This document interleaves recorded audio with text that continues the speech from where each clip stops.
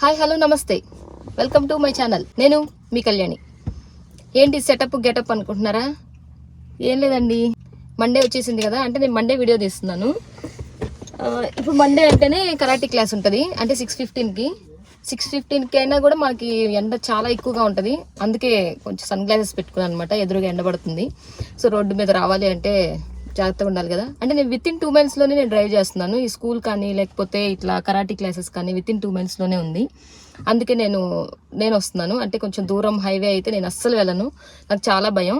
అందుకే పిల్లలు ఉన్నా చాలా జాగ్రత్తగా డ్రైవ్ చేయాలి కదా. అందుకే వితిన్ 2 months లోనే సెలెక్ట్ చేసుకుని ఆ స్కూల్కి ఈ కరాటీ క్లాసెస్కి మాత్రమే నేను మా పెద్దోడిని తీసుకుని వస్తున్నాను.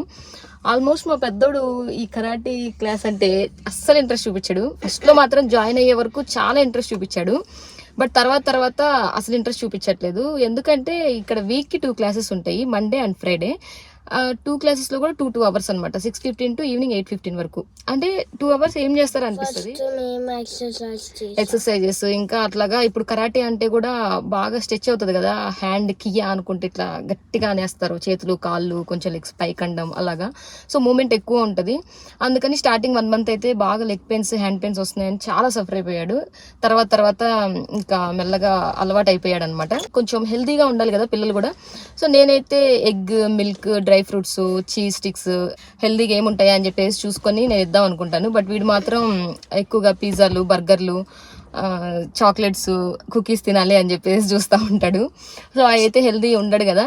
ఇప్పుడు కార్ ఆఫ్ చేసాం కదా, బాగా స్వెట్టింగ్ వస్తుంది. నేను అందుకే విండోస్ ఓపెన్ చేద్దాం అన్నా కానీ మా వాడు క్లోజ్ చేయమన్నాడు. బాగా స్వెట్టింగ్ వస్తుంది, ఇంకా ఎండలో ఇంకా వెళ్ళిపోదామని చెప్పేసి నేను ఆఫ్ చేసా, జస్ట్ విండోస్ వరకే.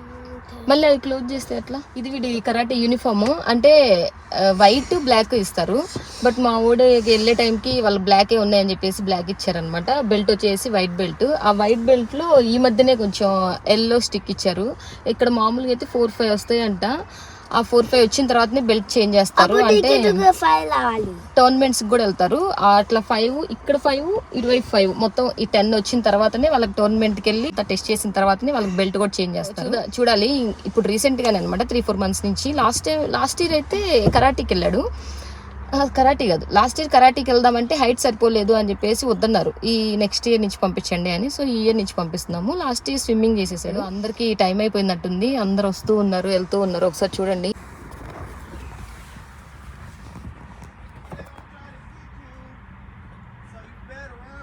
అందరు వెళ్తున్నారు. ఆరుష్ నువ్వేనేమో లేటు, టైం కూడా అయిపోతుందిలే. ఇది టైం చూసారా, 6:39 అయింది. ఇంకో 2 minutes మేము వెళ్ళాలి. సో మనం టాపిక్లోకి వెళ్ళే ముందు టైం అయిపోయింది కదా, నేను కూడా అలా డ్రాప్ చేసి వచ్చేస్తాను. ఇప్పుడే డ్రాప్ చేసి అయితే వచ్చేసాను. ఆరుష్ పక్కన లేకపోతే అసలు వీడియో తీయలేకపోతున్నా, కొంచెం టెన్షన్గా ఉంది. ఆరుష్ ఉంటే వాడు వీడియో పట్టుకోవడం కానీ లేదా నా పక్కన ఉన్నా చాలు, చాలా ధైర్యం వేస్తుంది, చాలా ఫ్రీగా మాట్లాడేస్తాను. నెక్స్ట్ మనం టాపిక్లోకి వెళ్తే ఈరోజు మన టాపిక్ వచ్చేసి అమెరికాలో ఏ వీసా వాళ్ళు ఏ జాబ్స్ చేసుకోవచ్చు అనేది. మనం జనరల్గా వాడుక భాషలో కానీ లేదా జనరల్గా మనం ఎక్కువగా వినే వీసాలు వచ్చేసి H1B వీసా, డిపెండెంట్ వీసా అంటే H4 visa, next L1, L2 visa, next B1, B2 business వీసాలు, నెక్స్ట్ విజిటర్ వీసా ఒకటి, మాస్టర్స్ చేయడానికి వస్తారు కదా స్టూడెంట్ వీసా లేదా F1 వీసా, ఇవన్నీ రెగ్యులర్గా వింటూ ఉంటాము. ఫస్ట్ ఇంకా H1Bకి వచ్చేసేస్తే జనరల్గా ఐటీ జాబ్స్ చేసే వాళ్ళందరూ కూడా ఆ కేటగిరీలోకి వస్తారు. మనం అక్కడి నుంచే H1 లాటరీ వేసుకొని, లాటరీ పిక్ అయింది అంటే పిక్ అవ్వగానే ఇంకా H1B వాళ్ళు వచ్చేయచ్చు అనమాట. ఐటీ జాబ్స్ మాత్రమే చేసుకోవాలి, అంటే ప్రొఫెషనల్ జాబ్స్ చేసుకోవడానికి ఛాన్సెస్ ఉంటాయి. వీళ్ళందరూ కూడా H1B మీద వచ్చిన వాళ్ళందరూ కూడా ఐటీ జాబ్స్, దీన్ని ప్రొఫెషనల్ జాబ్స్ అని కూడా అంటారు. సో ఆ జాబ్స్ చేసుకుంటారు. ఇంకా అంతకు మించి ఇంకా ఏమీ చేయకూడదు వాళ్ళు లీగల్గా. ఇక్కడ రాగానే SSN అప్లై చేసుకొని అక్కడి నుంచి అకౌంట్ ఓపెన్ చేసి బ్యాంక్ అకౌంట్ నుంచి అలా వాళ్ళకి సాలరీస్ అనేవి పడుతూ ఉంటాయి. నెక్స్ట్ వచ్చేసి H4 డిపెండెంట్ వీసా అనమాట. అంటే H1కి డిపెండెంట్ H4. వీళ్ళ డిపెండెంట్ మీద ఇప్పుడు నేను వచ్చినట్టుగా ఇంకా ఎవరెవరు ఉంటే వాళ్ళందరూ ఆల్మోస్ట్ వైఫ్లు, లేదా వైఫ్ జాబ్ చేస్తూ హస్బెండ్ H4 మీద డిపెండెంట్గా రావాలి అనుకుంటే రావచ్చు. ఎందుకంటే వాళ్ళకి లాటరీ తగలేదు అనుకోండి, ఇద్దరికే వేస్తారు. ఇద్దరికి వేసిన తర్వాత ఎవరో ఒకళ్ళకి తగిలింది అంటే ఇంకొకళ్ళు డిపెండెంట్ మీద రావచ్చు. ఆ వచ్చిన వాళ్ళు జాబ్ చేయాలన్నమాట. జాబ్ చేయకుండా SSN అప్లై చేసి మనం ఎవ్రీ మంత్ ట్యాక్స్ కడుతూ ఉండాలి అంటే ఇక్కడ ఇంకా మామూలుగా ఉండదు, తడిచిపోతుంది, చాలా కష్టం అనమాట అలాగా ఉండాలి అనుకుంటే. జాబ్ వస్తే హ్యాపీగా నడిచిపోతూ ఉంటుంది. డిపెండెంట్ ఒక H1 మీద వస్తారు. H4 మీద వచ్చిన వాళ్ళు EAD వచ్చే వరకు ఏమీ చేయకూడదు. EAD అంటే వీళ్ళు I-140 అప్లై చేయాలి. I-140 అప్లై చేయడం కూడా చాలా ప్రాసెస్ ఉంటుంది. వైఫ్ అండ్ హస్బెండ్ ఇద్దరు జాబ్ చేసుకోవాలి అనుకుంటే ఇద్దరు H1 వేసుకొని H1 పిక్ అయితే H1 మీదనే ఇద్దరు వర్క్ చేసుకోవచ్చు. లేదు అంటే EAD అప్లై చేసిన తర్వాత కూడా IT జాబ్స్ అనేది కంటిన్యూ చేస్తూ ఉంటారు చాలా మంది. అలా ఇద్దరు H1 మీద చేసే వాళ్ళల్లో ఒకళ్ళు అయితే ఖచ్చితంగా I-140 అయితే అప్లై చేసుకుంటారనమాట. EAD వస్తే అది కొంచెం సేఫ్ అని చెప్పేసి. సో ప్రాసెస్ అయితే ఇలా ఉంటుంది. EAD వచ్చిన తర్వాత వర్క్ చేసుకోవచ్చు. నెక్స్ట్ L1L2 వాళ్ళు కూడా అంతే. వీళ్ళు నార్మల్ వర్క్ చేసే వాళ్ళకన్నా కానీ మేనేజర్ పోస్ట్ ఉంటారు. అంటే వాళ్ళు ఇంకొంచెం ఎక్స్పీరియన్స్ ఎక్కువగా ఉంటుంది. IT జాబ్ మీదే వాళ్ళు ప్రొఫెషనల్ వర్క్ మీదనే వస్తారు. సో వాళ్ళందరూ కూడా ఇట్లాగే ఓన్లీ జాబ్స్ మాత్రమే చేసుకుంటారు. బట్ డిపెండెంట్స్ వాళ్ళకి ఏంటి అంటే బెనిఫిట్ L1 డిపెండెంట్ L2 వాళ్ళు కూడా జాబ్ చేసుకోవచ్చు. బట్ L1 L2 మీద ఉండడం కన్నా వాళ్ళు వచ్చిన తర్వాత H1 అనేది ఎవ్రీ ఇయర్ వేయడానికి ఛాన్స్ చూస్తారు. కొంచెం సెక్యూర్డ్ గా కూడా ఉంటుంది. సో H1 వేసుకుంటూ ఉంటారనమాట. ఎప్పుడైనా పిక్ అయితే వాళ్ళు I-140కి అప్లై చేసుకోవచ్చు. వాళ్ళ గ్రీన్ కార్డ్ అనేది చాలా తొందరగా వస్తుంది అని అయితే నేను విన్నాను. బట్ L1 L2 వాళ్ళు జాబ్ చేసుకుంటూ గ్రీన్ కార్డ్ ప్రాసెస్ అనేది ఆఫీస్ వాళ్ళు చేస్తే చాలా ఈజీగా తొందరగా రావచ్చు. బట్ కొంతమంది అంటే లేట్ చేస్తూ ఉంటారు కొన్ని companies. So depend upon company base చేసుకొని ఉంటుంది. ఏంటంటే ఇంకా వర్క్ చేసుకోవచ్చు. వాళ్ళు వచ్చిన దగ్గర నుంచి కూడా వాళ్ళకి వర్క్ పర్మిట్ అనేది ఉంటుంది కాబట్టి వాళ్ళు వర్క్ చేసుకొని కంటిన్యూ అవ్వచ్చు. నెక్స్ట్ వచ్చేసి బిజినెస్ వీసా వాళ్ళు B1B2 వాళ్ళు వచ్చారు అంటే వాళ్ళు మాత్రం ఎక్కువ రోజులు ఉండడానికి అయితే పర్మిషన్ ఉండదు. వాళ్ళకి 6 months అనమాట విజిటర్ వీసా లాగా. వాళ్ళు 6 months మాత్రమే ఉండాలి. ఆ 6 monthsలో వాళ్ళు ఏవైనా చూసుకోవచ్చు వర్క్. అంటే నెక్స్ట్ మళ్ళీ H1 మీద వచ్చేలాగా కానీ లేదంటే ఇక్కడ ఎలా ఉంది ఏంటి అనేది మొత్తం అబ్జర్వ్ చేసుకోవచ్చు. కంపెనీస్ జాబ్స్ ఎలా ఉంటున్నాయి, ఇంటర్వ్యూస్ ఎలా ఉంటున్నాయి, కాల్స్ ఎలా ఉంటున్నాయి అనే విషయాలన్నీ కూడా వాళ్ళు తెలుసుకోవచ్చు. ఇంకా బిజినెస్ పర్పస్ మీద వస్తారనమాట. లేదా ఇలాంటి విషయాలు లేదా డాక్టర్స్ కానీ లేదా ఇప్పుడు చాలా మంది ఇప్పుడు డాక్టర్స్లో కూడా అబ్జర్వర్షిప్ అని చెప్పేసి వస్తూ ఉంటారు. వాళ్ళకి మంత్లీ ఒక్కొక్క హాస్పిటల్లో వాళ్ళు ప్రాక్టీస్ చేయాలి. ఎవ్రీ మంత్ ఉంటుంది అనమాట. సో అలాంటి పని మీద కూడా B1B2 మీదనే రావచ్చు వాళ్ళందరూ కూడా. వీళ్ళందరూ ఏంటంటే 6 months ఉండి తర్వాత మళ్ళీ ఒక 1 week వరకు వేరే స్టేట్ వెళ్ళి అంటే కెనడా లాంటి స్టేట్స్ అట్లా వెళ్ళేసేసి మళ్ళీ వచ్చి ఇంకో 6 months కూడా ఉండొచ్చు అనమాట. అంటే వాళ్ళు కంటిన్యూషన్గా ఉండకూడదు, మధ్యలో గ్యాప్ ఇచ్చి ఉండొచ్చు. సో B1B2 వాళ్ళు కానీ విజిటింగ్ వీసా మీద వచ్చిన వాళ్ళు కానీ ఇలా చేయొచ్చు. బట్ అందరూ ఇలా ఆల్మోస్ట్ చేయరు. ఎక్కువ పనులు ఉన్న వాళ్ళు చేసుకుంటూ ఉంటారు. ఇంకా ఎక్కువ సార్లు కూడా ఇలా చేయకూడదు అనమాట. ఇలా చేస్తే వాళ్ళకి డౌట్ వస్తూ ఉంటుంది, మనకి ఎందుకు ఎన్నిసార్లు ఇట్లా ట్రావెల్ చేస్తున్నారు అని చెప్పేసి. సో అట్లా డౌట్లు వచ్చాయంటే చాలా డేంజర్. సో ఇట్లా డౌట్స్ రాకుండా చాలా జాగ్రత్తగా ఉండాలి. ఇదేంటంటే H1 H4 మీద ఉన్న వాళ్ళు కానీ లేదా L1 L2 మీద ఏ వీసా మీద ఉన్న వాళ్ళైనా సరే మళ్ళీ మనం ఇండియా కానీ వేరే కంట్రీస్ వెళ్ళి మళ్ళీ రిటర్న్ వస్తున్నాము అంటే అక్కడ చాలా డేంజర్ ఉంటుంది. కొంచెం ఇమిగ్రేషన్లో కానీ కొన్ని వాళ్ళకి అనుమానాలు వచ్చాయంటే పక్కన కూర్చోబెట్టేస్తారు. కొన్ని స్టేట్స్లో వాళ్ళైతే ఇంకా ఎక్కువ ఏంటి అనే డీటెయిల్స్ ఎక్కువగా అడిగి వాళ్ళు మనల్ని ఆపే ఛాన్సెస్ కూడా ఉంటాయి. సో మనమే జాగ్రత్తగా ఉండాలి. అందుకే ఎక్కువ ట్రావెల్ చేయడానికి ఎవరు ఇష్టపడరు. అందుకే వచ్చిన వాళ్ళు ఆల్మోస్ట్ ఎక్కువ ట్రావెల్ చేయరు అనమాట. ఎందుకంటే H1 మీద వచ్చిన వాళ్ళు అయితే 3 years ఉంటుంది. 3 years తర్వాత మళ్ళీ ఎక్స్టెన్షన్కి అప్లై చేయాలి. అప్పుడు ఇంకో 3 years ఉంటుంది. ఈ 6 years తర్వాతనే వాళ్ళు ఈ 6 years లోపు I-140 అప్లై చేసుకొని EAD వచ్చి కొంచెం గ్రీన్ కార్డ్ ప్రాసెస్ అన్నట్టు. కానీ గ్రీన్ కార్డ్ వెంటనే రాదు. ఈ ప్రాసెస్ అనేది రన్ అవుతూనే ఉంటుంది అనమాట కొన్ని సంవత్సరాల దాకా. ఇదంతా కూడా గ్రీన్ కార్డ్ వచ్చేసరికి 100 years అవుతుంది అంటారు. బట్ మనకైతే తెలీదు ఎట్లా అవుతుంది ఏంటి అనేది, ఎన్ని సంవత్సరాలు అవుతుంది అనేది అయితే ఇంకా మనం కూడా చూడాలి. స్టాంపింగ్ ప్రాబ్లమ్స్ కూడా ఉంటూ ఉంటాయి కదా. స్టాంపింగ్ వేసుకోవాలి అన్నప్పుడే ఖచ్చితంగా వెళ్ళాల్సిందే.